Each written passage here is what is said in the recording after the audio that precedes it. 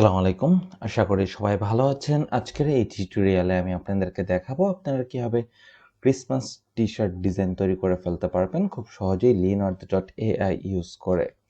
So দেখতে পাচ্ছেন Leonardo.ai তে আমি চলে এসেছি এবং এখানে আমি সার্চ করেছি Christmas stock rings, Santa Claus candles and t-shirt design. So just এতটুকু লেখালেখি সার্চ করার পর কিন্তু ওরা আমাদেরকে এমন টাইপের দুইটা ডিজাইন জেনারেট করে দিয়েছে। সো আমি এখান থেকে জাস্ট এই ডিজাইনটি নিয়ে আমি এখান থেকে একটা টি-শার্ট ডিজাইন করব আজকে।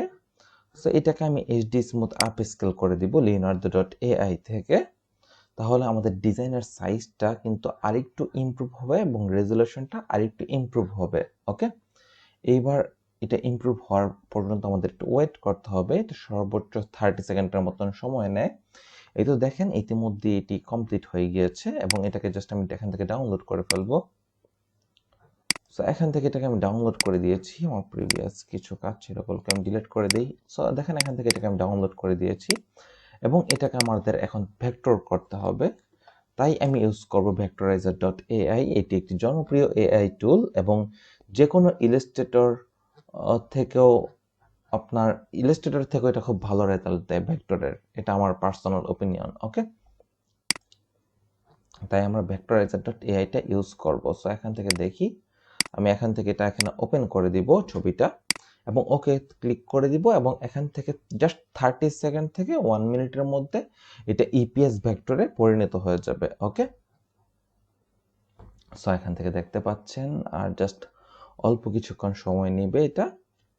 এই তো কিন্তু আমাদের ভেক্টর তৈরি হয়ে গিয়েছে। এবার জাস্ট এটাকে আমাদের ডাউনলোড দিতে হবে। সো আমি এখান থেকে ডাউনলোডে ক্লিক করে দেবো। এটা ইপিএস সিলেক্ট থাকবে, এখান থেকে সুপার ফাইন থাকবে। এরপর জাস্ট আমি এখান থেকে ডাউনলোডে ক্লিক করে দিলাম। তাহলে দেখতে পারবেন আমাদের ইপিএস ফাইলটা এখানে ডাউনলোড হয়ে যাচ্ছে। এই তো আমাদের ইপিএস ফাইলটা এখানে ডাউনলোড হয়ে গিয়েছে।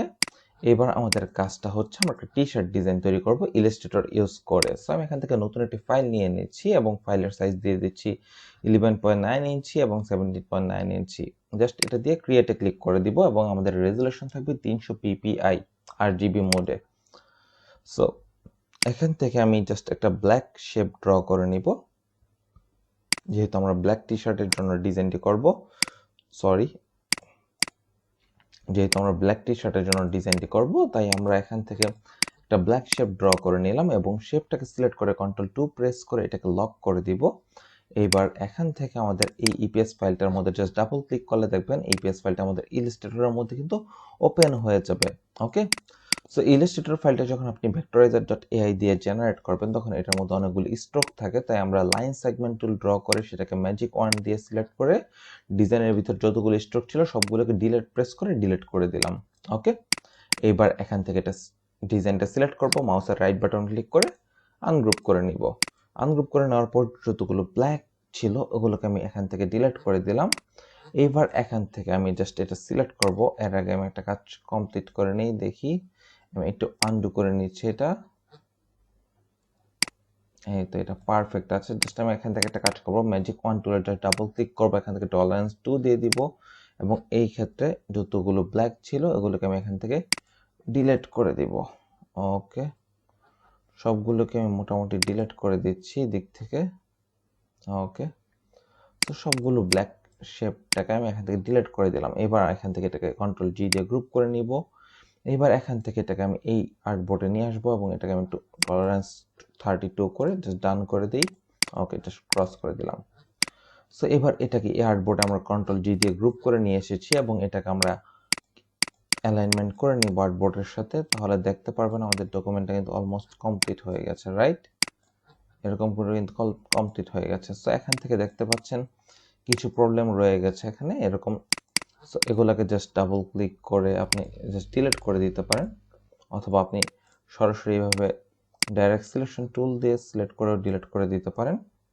ওকে, সো আমি এখান থেকে এগুলোকে ডিলিট করে দিব কারণ এগুলোর জন্য ডিজাইনটা দেখতে একটু খারাপ লাগবে। সো এখান থেকে জাস্ট এগুলোকে আমি এখান থেকে একটু উপরের অংশগুলোকে আমি জাস্ট ডিলিট করে দিলাম। ওকে, এবার একদম পারফেক্ট আছে এটা এবং এটাকে আমি জাস্ট এদিকে প্লেস করে দিব। প্লেস করে দেওয়ার পর এটা অ্যালাইনমেন্টটা আমি এখান থেকে মিডল করে নিলাম। মিডল করে নেওয়ার পর এটাকে আমি একটু উপরে তুলে দিচ্ছি। উপরে তুলে দেওয়ার পর এখানে আমাদের কিছু লেখা লিখবো আমরা এবং সেই লেখাটাকে আমি এখান থেকে লিখবো magic of Santa. Okay, magic of Santa, এরকম করে একটা লেখা লিখে দিব এখানে, ম্যাজিক অফ সেন্টা। এখান থেকে এটাকে আমার জাস্ট এখান থেকে একটু বড় করে দিব।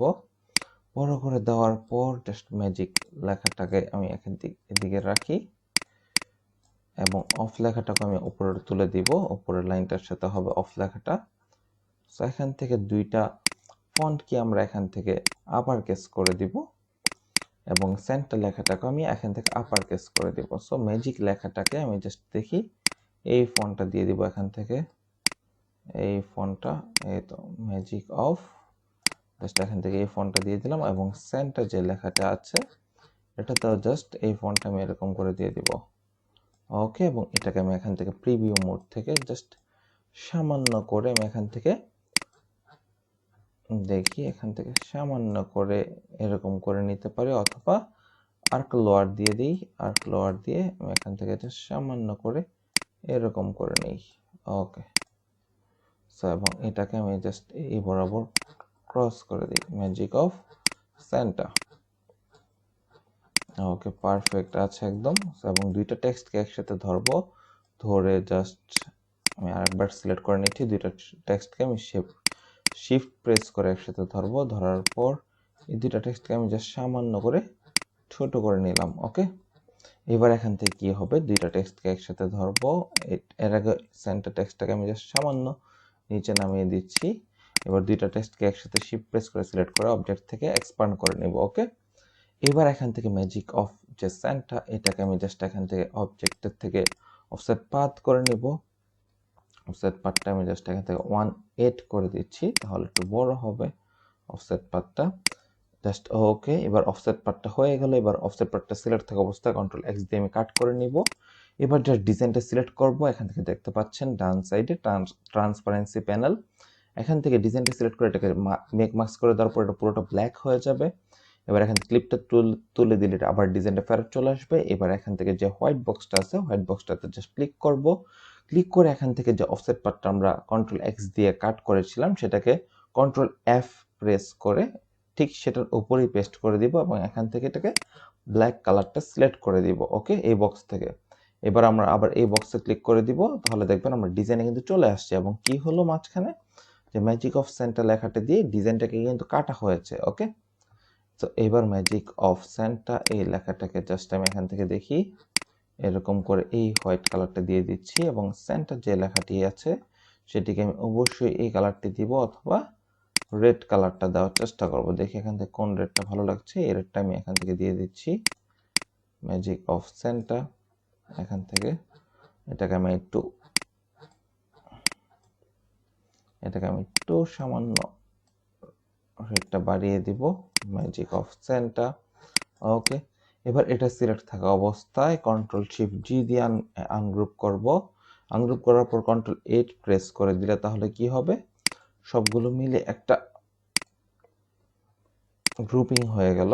ওকে, এবার এখান থেকে হচ্ছে আমি এখান থেকে দেখি ড্র শিফট ইনসাইড তে ক্লিক করে দেব এটাকে সিলেক্ট থাকা অবস্থায়, এবং এখান থেকে আমরা একটা পেন্সিল টুল নিব। পেন্সিল টুল নিয়ে এখান থেকে জাস্ট দেখি, এখান থেকে আমি এইটা আমি এখান থেকে নিয়ে নিলাম, এই কালারটা নেওয়ার পর এবার আবার পেন্সিল টুল দিয়ে সেখান থেকে এটা ড্র করব একটা। সো দেখি, অথবা এখান থেকে দেখি এই কালারটা কোনটা দিলে ভালো লাগছে। সো এখান থেকে এই কালারটা, এটা দিলে ভালো লাগছে না। ওকে, দেখি এখান থেকে এই কালারটা দিতে পারি, অথবা এই কালারটা দিয়ে এটা একটু লাইটনেস একটু বাড়িয়ে দিলাম। ওকে, সো এই তো ম্যাজিক অফ সানটা, এরকম টাইপের একটা লেখা কিন্তু আপনি এখানে দেখতে পারবেন। এরকম টাইপের একটা ফন্ট আমরা এখান থেকে নিয়ে এরকম করে লিখে দিলাম। এবার হচ্ছে পুরো ডিজাইনটাকে আমরা জাস্ট সিলেক্ট করব, কন্ট্রোল জি দিয়ে সিলেক্ট করে এবার অ্যালাইন থেকে আমরা মিডল করে দিব, করে দেওয়ার পর এবার এখান থেকে এটাকে একটু বড় করে দিব। সো এই তো পারফেক্ট। সো আপনারা চাইলে ঠিক এরকম করে ক্রিসমাস টাইপের ডিজাইন তৈরি করে ফেলতে পারেন লিওনার্দো.এআই দিয়ে। এবং আজকের এই টিউটোরিয়ালটি যদি আপনাদের ভালো লেগে থাকে অবশ্যই চ্যানেলটা সাবস্ক্রাইব করে পাশে থাকবেন। সবাইকে ধন্যবাদ। আসসালামু আলাইকুম।